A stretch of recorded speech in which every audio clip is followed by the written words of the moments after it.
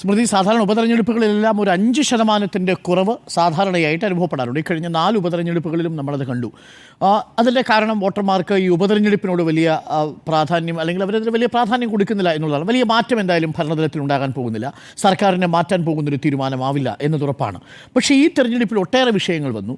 അടുത്ത നിയമസഭാ തെരഞ്ഞെടുപ്പിൻ്റെ സെമി ഫൈനലിൽ നിന്ന് വരെ വിശേഷിപ്പിക്കപ്പെട്ടു. ഒട്ടേറെ വിഷയങ്ങൾ, അത് ഇസ്രായേൽ മുതൽ ജമാഅത്തെ മുതൽ പെൻഷൻ അടക്കം ഒരുപാട് വിഷയങ്ങൾ ചർച്ച ചെയ്യപ്പെട്ടൊരു തെരഞ്ഞെടുപ്പ് കൂടിയാണ്, സർക്കാർ ഭരണവിരുദ്ധ വികാരം അടക്കം. അപ്പോൾ അതുകൊണ്ട് തന്നെ ഈ തെരഞ്ഞെടുപ്പിൽ ഇന്ന് നമ്മൾ കണ്ട ഈ ആവേശം വോട്ടായിട്ട് മാറാനുള്ള സാധ്യതയുണ്ടോ? ഈ കൊട്ടിക്കലാശത്തിലെ ആവേശം വോട്ടാകുമോ എന്ന് ചോദിച്ചാൽ അത് അപൂർണാർത്ഥത്തിൽ ഞാൻ അതിനെ അംഗീകരിക്കുന്നില്ല. പക്ഷേ എല്ലാ പാർട്ടികളുടെയും എല്ലാ മുന്നണികളുടെയും പ്രവർത്തകരുടെ ആവേശം വോട്ടാകും. പക്ഷേ അത് എത്രത്തോളം വോട്ടർമാരിലേക്ക് എത്തുന്നു, ആ വോട്ടർമാർ മുഴുവൻ അവിടെ എത്താൻ എത്രത്തോളം സാധ്യതയുണ്ട് എന്നുള്ള കാര്യത്തിൽ ഈ പറഞ്ഞതുപോലെ അത്ര ഉറപ്പില്ല. 2,32,381 വോട്ടർമാരാണ് ഇത്തവണയുള്ളത്. പുതുതായി ചേർക്കപ്പെട്ട 7,000-ലധികം വോട്ടർമാരുമുണ്ട്. അപ്പോൾ അവരെല്ലാവരും അങ്ങോട്ട് എത്തുമോ? ഇല്ല. 1,80,000 പേരെങ്കിലും വോട്ട് ചെയ്തേക്കും എന്നുള്ള പ്രത്യാശയാണ് വിവിധ പാർട്ടികൾ തന്നെ, വിവിധ മുന്നണികൾ തന്നെ മുന്നോട്ട് വയ്ക്കുന്നത്. അപ്പോൾ എല്ലാ വോട്ടർമാരും എത്തില്ല എന്നുള്ള കാര്യം അറിയാം. വിദേശത്ത് ജോലി ചെയ്യുന്നവരെയൊന്നും എത്തിക്കാനുള്ള സംവിധാനമൊന്നും ആ രൂപത്തിൽ, ആ ഒരു ആവേശം നമ്മൾ ഇതുവരെ കണ്ടതുമില്ല. പലയിടത്തും പോയി നേതാക്കളൊക്കെ പ്രസംഗിക്കുന്നതൊക്കെ കാണുന്നുണ്ട് ഗൾഫ് രാജ്യങ്ങളിലൊക്കെ. പക്ഷേ അവരെയൊക്കെ ഇങ്ങോട്ട് എത്തിക്കുമോ എന്നുള്ള പ്രതികരണങ്ങളൊന്നും ഇതുവരെ കണ്ടിട്ടില്ല. നമ്മൾ നേരത്തെ പറഞ്ഞ പോലെ നിരവധി വിഷയങ്ങളിലൂടെ കടന്നുപോയി. അതിനുശേഷം ഏറ്റവും ഒടുവിൽ ജമാഅത്തെ പിന്തുണയിൽ തട്ടി നിൽക്കുന്നു. അപ്പോൾ എന്തൊക്കെ ഘടകമാകുമെന്ന് ചോദിച്ചാൽ എല്ലാം ഘടകമാകുമോ? അതോ ഈ 9 വർഷം എത്തി നിൽക്കുന്ന സർക്കാർ, 2 തവണയായി ഭരണത്തിൽ നിൽക്കുന്ന സർക്കാർ ഇനി 1 വർഷം കൂടിയേ ബാക്കിയുള്ളൂ. ആ 1 വർഷം ബാക്കിയുള്ള സമയത്ത് ഭരണവിരുദ്ധ വികാരം എന്നുള്ളത് അതൊരു സത്യമായി അവിടെ നിൽക്കുന്നു. പിന്നെ 70% വനാതിർത്തി പങ്കിടുന്ന പ്രദേശമാണ്. അവരെ സംബന്ധിച്ച് അവരുടെ ജീവിത പ്രശ്നം തന്നെയാണ് ഏറ്റവും പ്രധാനപ്പെട്ട കാര്യം.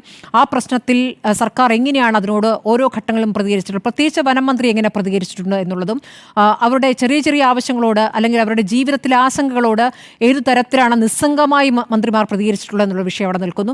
അപ്പോൾ ആത്യന്തികമായി ചെയ്യേണ്ടത് കേന്ദ്രമാണല്ലോ, കേന്ദ്രത്തിൻ്റെ നിയമമാണല്ലോ എന്ന വിഷയമൊക്കെ അവിടെ പറയാം. പക്ഷേ എന്നാലും ഒരു ഫോറസ്റ്റ് ഓഫീസറെ വിളിച്ച് നമുക്കിവിടെ ഇപ്പോൾ ആശങ്കയുടെ ഒരു നിമിഷമുണ്ട് എന്ന് പറഞ്ഞാൽ ഉടനെ ഓടിയെത്താൻ മാത്രം സ്റ്റാഫ് ഇല്ല എന്നൊരു വിഷയം അപ്പുറത്ത് നിൽക്കുന്നു. അപ്പോൾ അവിടെ പരാധീനതകളാണ് മറുപടിയായി പറയുന്നത്. അപ്പോൾ അത് അങ്ങനെ പരാധീനത പറയുന്ന ഒരു സർക്കാരിനെ ഈ 7 മാസത്തേക്കാണെങ്കിൽ വിജയിപ്പിക്കണോ എന്നുള്ള ചോദ്യം.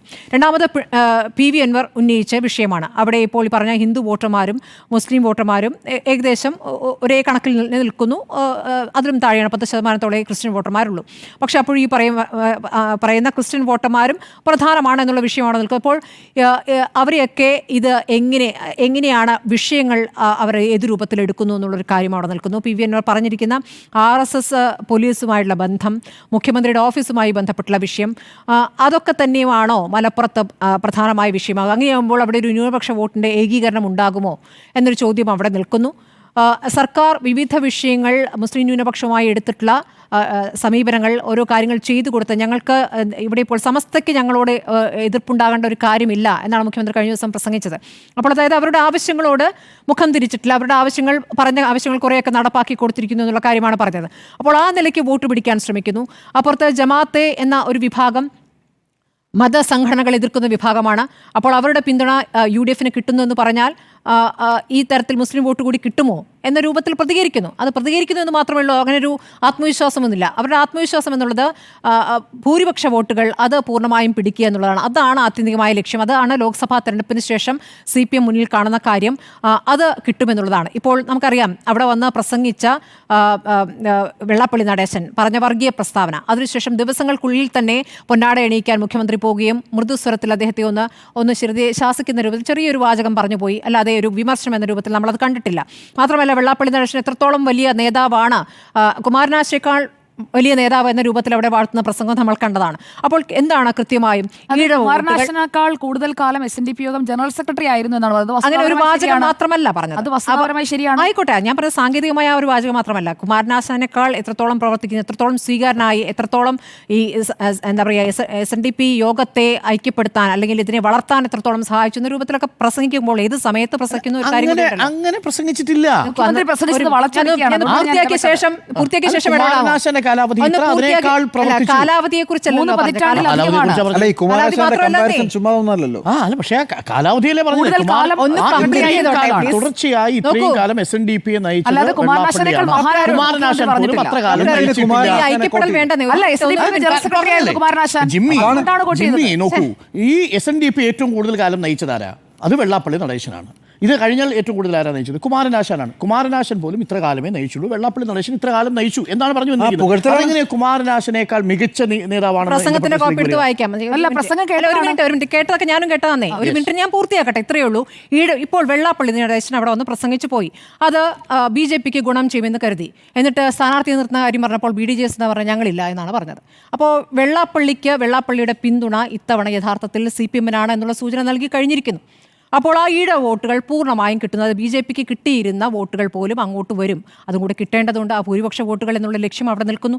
അതാണ് ഒരു പ്രധാനപ്പെട്ട ഘടകമായി വരുന്നത്. അടുത്തത് PV അൻവർ എത്ര വോട്ട് പിടിക്കുന്നു എന്നുള്ളത് പ്രധാനമാണ്. PV അൻവറിനെ സംബന്ധിച്ച് ഇന്ന് നടത്തിയിരിക്കുന്ന പ്രതികരണങ്ങൾ എന്നുള്ള പ്രധാനമാണ്. ഇപ്പോൾ പറയുന്നുണ്ടല്ലോ, ഈ 9 വർഷക്കാലം അവിടെ പാർട്ടിയുടെ അടിത്തറ എന്ന് പറയുന്നത് അൻവർ ഉണ്ടാക്കിയ അടിത്തറയാണ്. അൻവറാണ് അവിടെ സ്വതന്ത്രനായി പ്രവർത്തിച്ചിട്ടുള്ളത്. അൻവറാണ് പ്രവർത്തകർക്കിടയിൽ പ്രവർത്തിച്ചിട്ടുള്ളത്. അൻവറിന് ഓരോ പ്രവർത്തകരുമായിട്ടും അത്രയ്ക്കും ആത്മബന്ധവും ഓരോ നേതാക്കളുമായിട്ടുള്ള പ്രവർത്തകരുമായിട്ടുള്ള ബന്ധമുണ്ട്. അത് ഈ 9 വർഷമാണ്. അപ്പോൾ അവിടെ പാർട്ടിക്ക് സ്വന്തം നിലയ്ക്ക് ആ രൂപത്തിലുണ്ടായിരുന്നു എന്ന സംശയമുണ്ട്. അവിടെ പാർട്ടിയെ ഒന്ന് ശക്തിപ്പെടുത്താനാണ് കഴിഞ്ഞ 3 മാസമായി സ്വരാജിനെ അവിടേക്ക് അയച്ചിരുന്നത്. പിന്നീടാണല്ലോ സ്വരാജ് സ്ഥാനാർത്ഥിയാകുന്ന സാഹചര്യം ഉണ്ടായത്. അപ്പോൾ അത് PV അൻവറിനുള്ള ഒരു സ്വാധീനമാണ്. PV അൻവർ പറയുന്നു, ഇവിടെ ഈ പഞ്ചായത്ത്, നഗരസഭ, അവിടെയൊക്കെ CPM-ന് ശക്തി എങ്ങനെയാണ് ഉണ്ടായത്? 2015 ശേഷം ഞാൻ ഉണ്ടാക്കി കൊടുത്തതാണ്. അദ്ദേഹം പറയുന്നു, 4 വാർഡുകൾ മാത്രം ഉണ്ടായിരുന്ന നഗരസഭയ്ക്ക് 16ആയി ഉയർത്തിയത് ഞാൻ പ്രവർത്തിച്ചുകൊണ്ടാണെന്ന് അദ്ദേഹം ഇപ്പോൾ പറയുകയാണ്. അപ്പോൾ അദ്ദേഹത്തിൻ്റെ ആത്മവിശ്വാസം LDF-ൽ നിന്ന് വോട്ട് ചോരുന്നതിനെ കുറിച്ചാണ്. ഇനി UDF-മായി ബന്ധപ്പെട്ട് ഇന്നത്തെ ദിവസം അതിശക്തമായി പ്രതികരിച്ചില്ല. കാരണം എൻ്റെ മുഖ്യ ശത്രു ആരാണ് എന്ന് അദ്ദേഹം പ്രഖ്യാപിക്കുകയായിരുന്നു എന്നാണ് ഞാൻ മനസ്സിലാക്കുന്നത്. അതുകൊണ്ടാണ് പിണറായി വിജയനെ പിതാവിനെ പോലെ, എൻ്റെ പിതാവാണ്, എനിക്ക് എപ്പോൾ പോലും പോയി സംസാരിക്കാൻ പറ്റുന്ന നേതാവാണ് എന്ന് പറഞ്ഞെടുത്തതെന്നും ഏറ്റവും ഒടുവിലെത്തിയിരിക്കുന്ന പ്രതികരണം എന്താണെന്ന് നമുക്കറിയാം. അപ്പോൾ അത്രത്തോളം വൈരാഗ്യവും വൈകാരികമായും പ്രതികരിക്കുന്ന നേതാവാണ് PV അൻവർ. ആ വൈരാഗ്യവും പ്രതികാര ബുദ്ധിയും എത്രത്തോളം വോട്ടർമാരിലേക്ക് പകരാൻ സാധിക്കുന്നു, എത്രത്തോളം ആ സ്വാധീനം ചെലുത്താൻ സാധിക്കുന്നു എന്നുള്ളതും പ്രധാനപ്പെട്ട വിഷയമായി നിൽക്കുന്നു. അപ്പുറത്ത് UDF-നെ സംബന്ധിച്ച് ലീഗും, നമ്മൾ പലതവണ പറഞ്ഞ ലീഗും ആര്യടൻ ഷൗക്കത്തും തമ്മിലുള്ള പ്രശ്നമൊക്കെ അങ്ങനെ പ്രശ്നമല്ല എന്ന രൂപത്തിൽ തന്നെ അത് മാറിയിരിക്കുന്നു.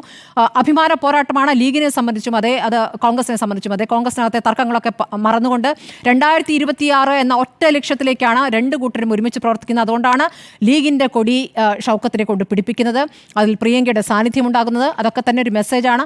പിന്നീട് എന്താണ്, ഈ പുതിയ നേതൃനിരയുണ്ടല്ലോ, കോൺഗ്രസിൻ്റെ പുതിയ നേതൃനിര, അവർക്ക് തെളിയിക്കേണ്ട സമയം കൂടിയാണ്. അതെന്ന് പറഞ്ഞാൽ യുവ നേതൃനിരയാണ്. PC വിഷ്ണുനാഥുണ്ട്, ഷാഫിയുണ്ട്, അവരൊക്കെ അടങ്ങുന്ന പുതിയ നേതൃനിര, ലിജു ഉണ്ട്. അവരൊക്കെ അവിടെ നിന്ന് പ്രവർത്തിച്ചിട്ടുണ്ട്, അടിത്തട്ടിൽ നന്നായി പ്രവർത്തിച്ചിട്ടുണ്ട്. അതേസമയം PV അൻവറും ബൂത്ത് തലത്തിൽ തന്നെ ശക്തമായി പ്രവർത്തിക്കുന്നു എന്നതിൻ്റെ വിവരം അവിടെ കിട്ടുന്നു. അപ്പോൾ അത് തന്നെ നമുക്ക് അവരുടെ ആവശ്യം അവിടെ നിൽക്കുന്നു. പക്ഷേ ജനങ്ങൾ എത്രത്തോളം ആവേശം ഉൾക്കൊണ്ടിട്ടുണ്ട്, ഞങ്ങൾക്ക് ഈ തെരഞ്ഞെടുപ്പ് അനിവാര്യമാണോ, ഈ 7 മാസത്തേക്ക് എന്ത് അത്ഭുതം സൃഷ്ടിക്കാനാണ് പോകുന്നത് എന്ന തോന്നൽ ജനങ്ങൾക്കുണ്ടായെങ്കിൽ ആ ആവേശം അവരിലേക്ക് എത്തിയിട്ടില്ല. പക്ഷേ പ്രവർത്തകർക്ക് ആവശ്യമാണ്. അതുകൊണ്ടാണ് ആവേശമുണ്ട് എന്ന് ഞാൻ പറഞ്ഞത്.